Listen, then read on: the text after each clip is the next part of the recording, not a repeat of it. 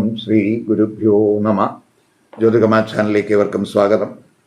ഇനി ഞാൻ ചർച്ച ചെയ്യുന്നത് നവഗ്രഹങ്ങളിൽ ഏറ്റവും പ്രധാനപ്പെട്ട ഒരു ഗ്രഹത്തിൻ്റെ രാശിമാറ്റത്തെപ്പറ്റിയും അതിൻ്റെ പ്രഭാവങ്ങളെ പറ്റിയുമാണ്. അതായത് സർവേശ്വരകാരകനായിട്ടുള്ള വേഴഗ്രഹം 2026 ജൂൺ 2 കർക്കിടക രാശിയിലേക്ക്, വേഴഗ്രഹത്തിൻ്റെ ഉച്ചരാശിയിലേക്ക് രാശി മാറുന്നത് മീനക്കൂറുകാർക്കും മീനലഗ്നക്കാർക്കും എന്ത് ഇമ്പാക്റ്റ് ഉണ്ടാക്കും എന്നുള്ളതിനെ പറ്റിയാണ്. അതായത് പൂരിട്ടാതി നക്ഷത്രത്തിൻ്റെ അവസാന പാദം, ഉത്തിരട്ടാതി രേവതി നക്ഷത്രക്കാർക്ക് വേഴഗ്രഹത്തിൻ്റെ ഉച്ചരാശിയിലേക്കുള്ള രാശിമാറ്റം എന്ത് ഇമ്പാക്റ്റ് ഉണ്ടാക്കും.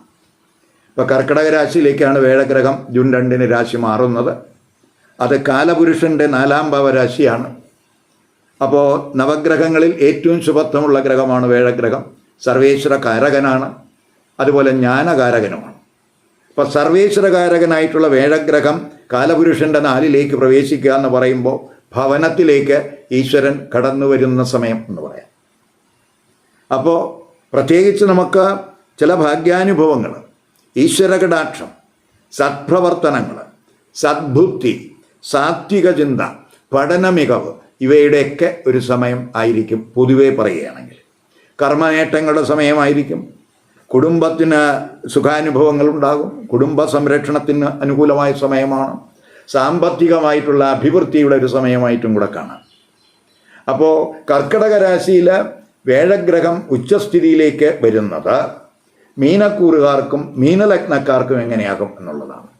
ഇപ്പം മീനക്കൂറുകാർക്കും മീനലഗ്നക്കാർക്കും ജന്മലഗ്ന രാശ്യാധിപൻ, മീനരാശിയുടെ അധിപൻ വേഴഗ്രഹമാണ്. ഇപ്പം ജന്മലഗ്ന രാശ്യാധിപനായിട്ടുള്ള വേഴഗ്രഹം, അതുപോലെ 10ാം ഭാവാധിപനുമാണ് വേഴഗ്രഹം. അപ്പം 1ഉം 10ഉം ഭാവാധിപനായിട്ടുള്ള വേഴഗ്രഹം ജൂൺ 2 അവരുടെ 5ലേക്കാണ് രാശി മാറുന്നത്. 5ാം ഭാവം എന്ന് പറയുന്നത് ഗുരുവിൻ്റെ ഉച്ചരാശിയാണ്, കർക്കിടക രാശി. ഒക്ടോബർ 31 വരെ ആ വേഴഗ്രഹം കർക്കിടക രാശിയിൽ ഉച്ചസ്ഥിതിയിലുണ്ടാകും. അതായത് ജന്മരാശിയാധിപൻ ഉച്ചസ്ഥിതനായിട്ട് നിൽക്കുന്നു 5ാം ഭാവരാശിയിൽ. അപ്പോൾ അത് പൊതുവെ ഇപ്പോൾ ജന്മരാശിയിൽ ശനി നിൽക്കുകയാണ്. ജന്മശനിയുടെയൊക്കെ ദോഷം കുറയുന്നതിന് അനുകൂലമായിട്ടുള്ള സമയമാണ്. മുൻപ് ചെയ്ത കർമ്മങ്ങളുടെ സുഹൃതം ഈ സമയത്ത് അവർക്ക് വന്നു ചേരും. പൊതുവെ ഹൈലി ഇൻ്റലിജൻ്റ് ആകുന്ന സമയം എന്ന് പറയാം. അതുപോലെ ശാസ്ത്രങ്ങളിലൊക്കെ പാണ്ഡിത്യം കൂടുന്ന സമയമാണ്. പൊതുവെ ക്രിയേറ്റീവ് തലത്തിൽ ഉയർച്ച പ്രതീക്ഷിക്കാവുന്ന സമയമാണ്. പഠിതാക്കൾക്ക് കോൺസെൻട്രേഷൻ കൂടുന്ന സമയമായിരിക്കും. പഠന മികവിൻ്റെ സമയമായിരിക്കും. അതുപോലെ തന്നെ നമ്മൾ ആഗ്രഹിക്കുന്ന കോഴ്സിൽ അഡ്മിഷൻ സാധ്യമാകുന്ന സമയമായിട്ടും കൂടെ കാണുന്നുണ്ട്.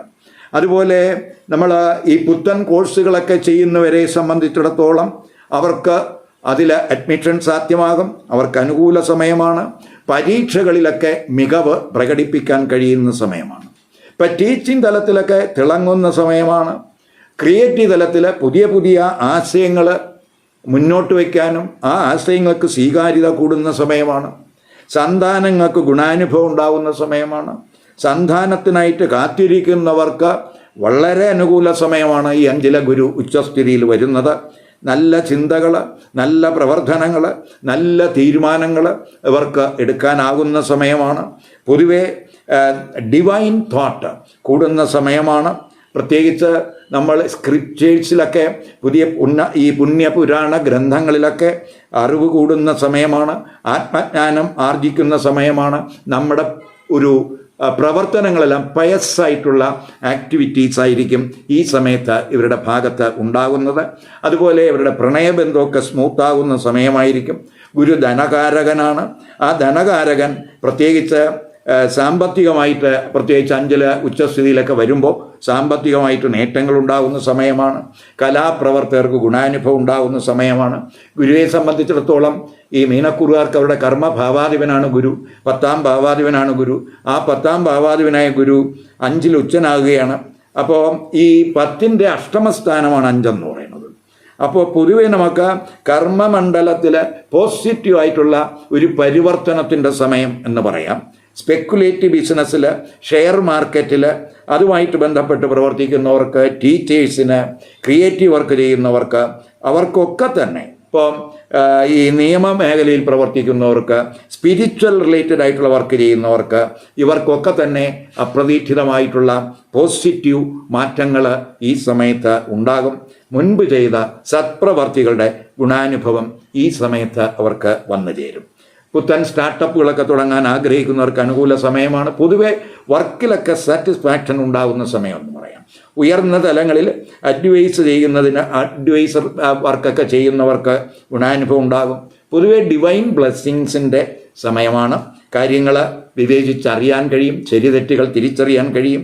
അപ്പം അതൊക്കെ നല്ല തീരുമാനങ്ങൾ എടുക്കാനും മനസ്സിന് സന്തോഷം ഉണ്ടാകാവുന്ന ഒരു അവസ്ഥയായിരിക്കും ഈ 5-ലെ ഗുരുവിൻ്റെ സ്ഥിതി കൊണ്ട് ഉണ്ടാകുന്നത്. സന്താനങ്ങളുമായിട്ട് സന്തോഷം പങ്കിടുന്ന സംഭവങ്ങൾ ഈ കൂറുകാർക്ക് ഉണ്ടാകും. ഗുരു 9 ദൃഷ്ടി ചെയ്യുന്നുണ്ട്.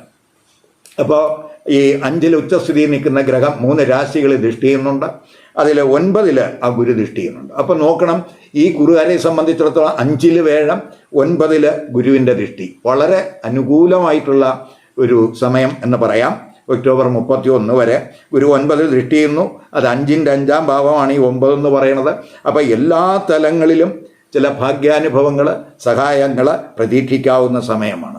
പിതാവ്, ഗുരുക്കന്മാർ, ടീച്ചേഴ്സ്, വെൽവിഷേഴ്സ്, മേലുദ്യോഗസ്ഥർ, മെൻറ്റേഴ്സ്, പൊതുവെ ഇവരിൽ നിന്നൊക്കെ തന്നെ നല്ല അവർക്ക് ഗൈഡൻസ് അവർക്ക് കിട്ടും.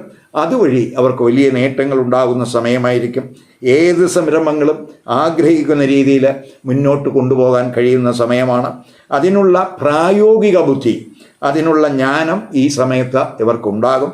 വിദേശത്തൊക്കെ ഉന്നത പഠനം ആഗ്രഹിക്കുന്നവർക്ക് തൊഴിലുമായിട്ട് ബന്ധപ്പെട്ട് അതുപോലെ ഉയർന്ന ട്രെയിനിങ്ങിനൊക്കെ അനുകൂല സമയമായിട്ട് കാണുന്നുണ്ട്. ഗുരു 11 ദൃഷ്ടി ചെയ്യുന്നുണ്ട്. അപ്പോൾ നേട്ടത്തിൻ്റെ സ്ഥാനത്ത് ഗുരു ദൃഷ്ടി ചെയ്യുന്നു. അത് 5ൻ്റെ 7 ഈ 11 എന്ന് പറയുന്നത്. അപ്പോൾ നമുക്ക് ഇച്ഛാപൂർത്തി സ്ഥാനമാണ്. അപ്പോൾ ലക്ഷ്യങ്ങൾ കൈവരിക്കാൻ കഴിയുന്ന സമയമാണ്. ആഗ്രഹങ്ങൾ നിവർത്തിക്കാൻ കഴിയുന്ന സമയമാണ്. സാമ്പത്തിക നേട്ടങ്ങളുടെ സമയമാണ്. സുഹൃത്തുക്കൾ, അതുപോലെ സാമൂഹ്യ ബന്ധം, ഇവ വഴിയൊക്കെ നമുക്ക് ഗുണാനുഭവം ഉണ്ടാകുന്ന സമയമാണ്. പൊതുജനപ്രീതിയൊക്കെ കിട്ടാവുന്ന സമയമാണ്.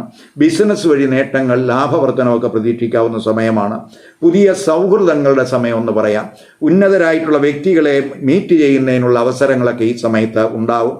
ജീവിത പങ്കാളി വഴിയോ സന്താനങ്ങൾ ഇവരോടൊപ്പം തന്നെ, ജീവിത പങ്കാളി സന്താനം ഇവരോടൊപ്പം തന്നെ സന്തോഷ അനുഭവങ്ങൾ പങ്കിടാൻ കഴിയുന്ന സമയമാണ്. അതേസമയം 11 ഗുരുദൃഷ്ടി എന്ന് പറയുന്നത് 11ാം ഭാവം മകരരാശിയാണ്. ആ രാശി ഗുരുവിൻ്റെ നീചരാശിയാണ്.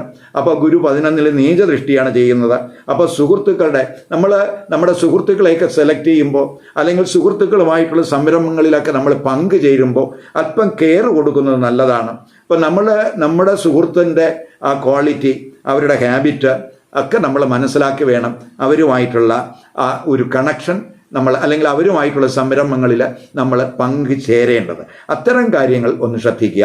ചിലപ്പോൾ ചതി, വഞ്ചന ഇത്യാദി പ്രവർത്തനങ്ങൾ നടത്തുന്നവരാണ് എന്ന് നമുക്കറിയാമെങ്കിൽ അത്തരക്കാരുമായിട്ടുള്ള സൗഹൃദങ്ങൾ ഒഴിവാക്കുന്നത് ഈ സമയത്ത് ഗുണം ചെയ്യും. അപ്പോൾ നമുക്ക് അങ്ങനെ നമ്മൾ ഒഴിവാക്കി നല്ല സൗഹൃദങ്ങളും നല്ല ബന്ധങ്ങളും നിലനിർത്തി അവരുമായിട്ടുള്ള നമ്മൾ ജോയിൻ്റ് സംരംഭങ്ങളിലൊക്കെ ഏർപ്പെടുന്നവർക്ക് ഗുണാനുഭവം ഉണ്ടാവുക തന്നെ ചെയ്യും. പക്ഷേ നമുക്ക് തെറ്റേത് ശരിയേത് എന്ന് തിരിച്ചറിയാനുള്ള ഒരു കഴിവ് ആ ഗുരുവിൻ്റെ 5 ദൃഷ്ടി കൊണ്ട് ഈ കൂറുകാർക്കുണ്ടാകും എന്ന് തന്നെ പറയാം. ഗുരു ജന്മരാശിയിലും ദൃഷ്ടി ചെയ്യുന്നുണ്ട്. അപ്പോൾ ജന്മരാശിയാധിപൻ ജന്മരാശിയിൽ ദൃഷ്ടി ചെയ്യുകയാണ്. ജന്മരാശിയിൽ ഇപ്പോൾ ശനി നിൽക്കുന്ന സമയമാണ്. അതായത് ജന്മശനി, 7ര ശനി സമയമാണ്. അപ്പോൾ നമ്മുടെ ആ ശനി ജന്മരാശി നിൽക്കുക വഴി ഉണ്ടാകാവുന്ന ആ ഒരു ബുദ്ധിമുട്ട്, അല്ലെങ്കിൽ ഒരു ആലസ്യം, അതൊക്കെ മാറി നമ്മുടെ ജന്മരാശിയിൽ ആ വേഴഗ്രഹം, അതായത് 5ൻ്റെ ഭാഗ്യസ്ഥാനമാണ് ഈ ജന്മരാശി. അപ്പോൾ 5 നിൽക്കുന്ന വേഴഗ്രഹം അതിൻ്റെ ഭാഗ്യസ്ഥാനമായ ജന്മരാശിയിലേക്ക് ദൃഷ്ടി ചെയ്യുക എന്ന് പറയുമ്പോൾ വ്യക്തിപ്രഭാവത്തിന് തിളക്കം കൂടുന്ന സമയമായിരിക്കും. പൊതുവെ ആകർഷകമായിട്ടുള്ള ഒരു വ്യക്തിത്വം എന്ന് പറയാം. ഒരു മാഗ്നറ്റിക് പേഴ്സണാലിറ്റി ഈ സമയത്ത് ഈ കൂറുകാർക്ക് ഉണ്ടാകും. ശുഭാപ്തി വിശ്വാസമൊക്കെ കൂടും. ഭാഗ്യ അനുഭവങ്ങൾ ഉണ്ടാകും. ഡിവൈൻ ബ്ലെസ്സിങ്സ് ഉണ്ടാകും. മാനസികമായിട്ടും ശാരീരികമായിട്ടും സുഖാനുഭവങ്ങൾ പ്രതീക്ഷിക്കാവുന്ന സമയമാണ്. ജന്മരാശ്യാധിപനായിട്ടുള്ള ഗുരു ജന്മരാശിയിലേക്ക് ദൃഷ്ടി ചെയ്യുന്നത്.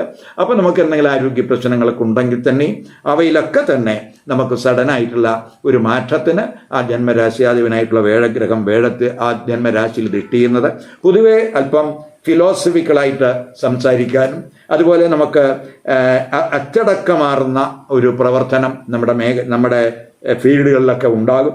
പൊതുവേ സന്തോഷകരമായിട്ടുള്ള ഒരു ജീവിതത്തിൻ്റെ സമയമായിരിക്കും. ആ വേഴം ജന്മരാശി നിൽക്കുന്നത് കൊണ്ടുണ്ടാകാവുന്ന ആ ബാഡ് ഇഫക്റ്റുകൾ നമുക്ക് കുറയ്ക്കുന്നതിന് ആ ജന്മരാശിയിലെ ഗുരുവിൻ്റെ ദൃഷ്ടി വളരെ സഹായകമാകും. അങ്ങനെ നമ്മുടെ വ്യക്തിത്വത്തിന് വളരെ തിളക്കമുണ്ടാകുന്ന സമയമായിരിക്കും ഈ വേഴഗ്രഹം കർക്കിടക രാശിയിലെ ഉച്ചരാശിയിൽ വരിക വഴി ഈ മീനക്കൂറുകാർക്കും മീനലഗ്നക്കാർക്കും ഉണ്ടാകുന്നത്. ഈ വീഡിയോ ഇഷ്ടപ്പെട്ടുവെങ്കിൽ ലൈക്ക് ചെയ്യുക, ഷെയർ ചെയ്യുക, അതുപോലെ സബ്സ്ക്രൈബ് ചെയ്യാത്തവർ സബ്സ്ക്രൈബ് ചെയ്ത് കാണുക. മറ്റൊരു പുതിയ വിഷയമായി അടുത്ത വീഡിയോയിൽ കാണാം. നമസ്കാരം.